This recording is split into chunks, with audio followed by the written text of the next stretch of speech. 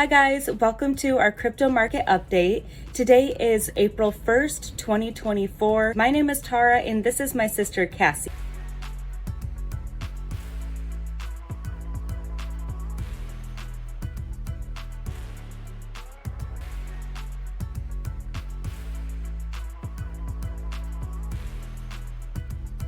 During these updates, we're going to take you guys through the Bitcoin, Ethereum, and XRP charts to show you what we think is happening in the crypto markets right now. And then as Tara goes through each of the charts, I'm going to provide any trading opportunities that I see to give you specific insights on trading. And so we have a lot to go over in this video. Let's get started. Okay, so here we are on the Bitcoin chart. This is the 4-hour time frame, and we're using the Coinbase exchange.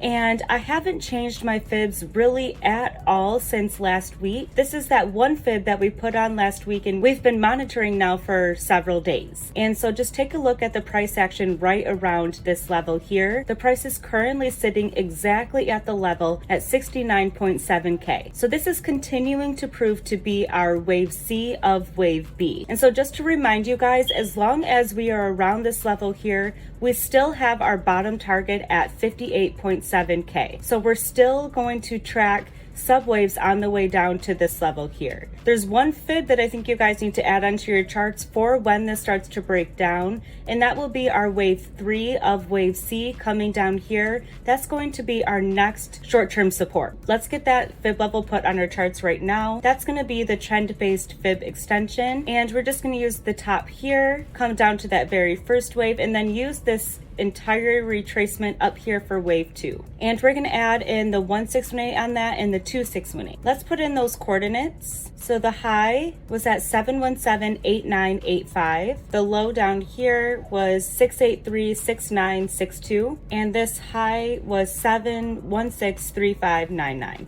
Okay, and so these are those two fibs that we just measured and added onto our charts. We have a short-term support at 66.1K and then also 62.6K. And so this is something that we need to keep an eye on as we head down. For right now, the market is looking like it's going to drop down and start to form the rest of the subwaves for wave C. Are you seeing the same thing, Cass? Yep, that's what I'm seeing. So here's my Bitcoin chart, similar to Tara's on the 4-hour. I just have the larger ABC marked out here.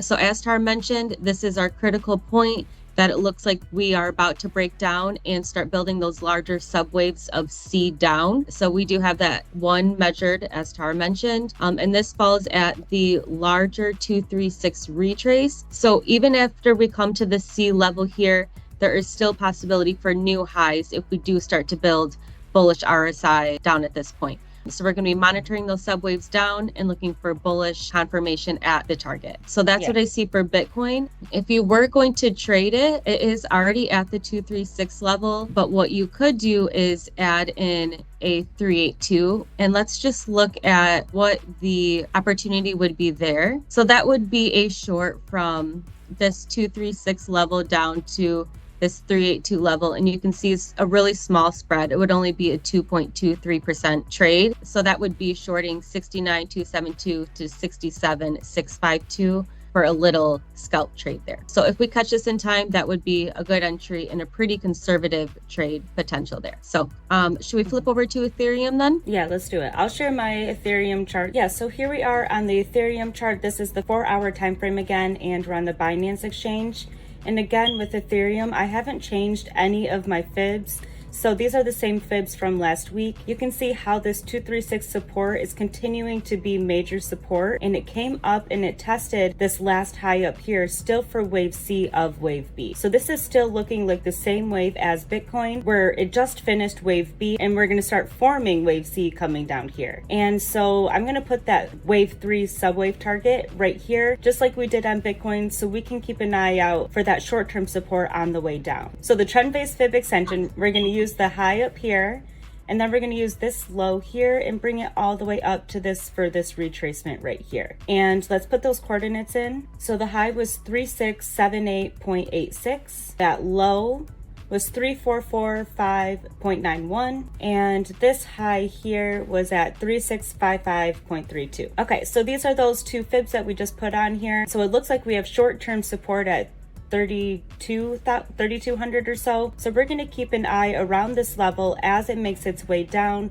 Remember that our full target is still at 2,600. So we're going to be tracking and adjusting these subwaves accordingly, and also keeping an eye on the RSI as we make our way down. I'll go ahead and share my Ethereum chart. Okay, so I have Ethereum pulled up here, and I just have, again, the larger ABC marked here. I'm not tracking any subwaves. And then as Tara mentioned, I do have that 1 of 1 target for C down here at 2,600. And similar to Tara, it needs to break that support to get final confirmation of C still, but it is looking like we found resistance and it's going to start to make that C wave down soon. So as far as trading goes, it's also really small compared to Bitcoin. But if you were looking to just get a short-term trade out of this, from the top, it's already almost come to that 382 level.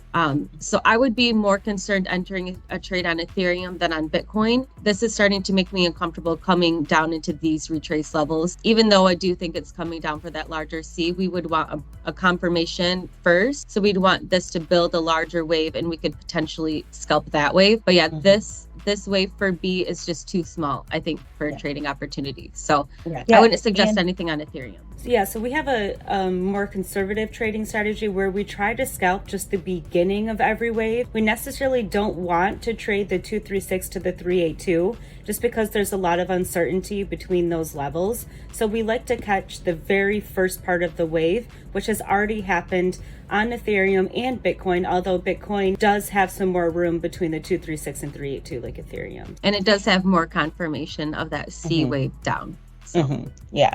Okay, so let's head over to XRP. Go ahead and share your XRP chart first, Cass, and then we'll get over to mine. Okay, so this is XRP 4-hour here. You can see we're really close to the end of this triangle overall, but we're still hitting resistance at that top level.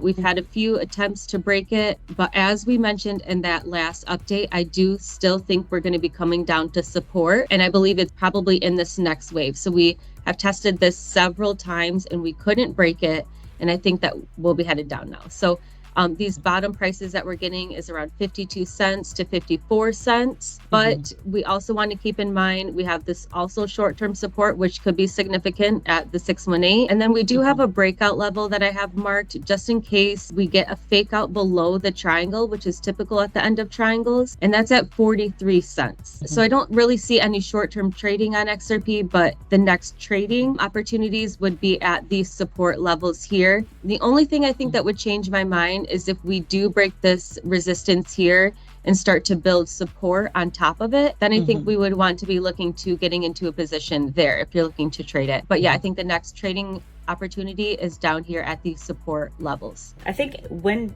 XRP does come down to the lower support levels there, it would be a good idea to just also monitor Bitcoin, obviously, at the same time. Just if Bitcoin hits its target already, then XRP might not have a chance to hit those lower levels. So we'll keep an eye on Bitcoin while the market progresses. Yeah, so right now XRP is really at the mercy of Bitcoin. And so what I like to do is track what Bitcoin is doing and literally put those same exact fibs from Bitcoin onto XRP, and that way we'll know where XRP is going.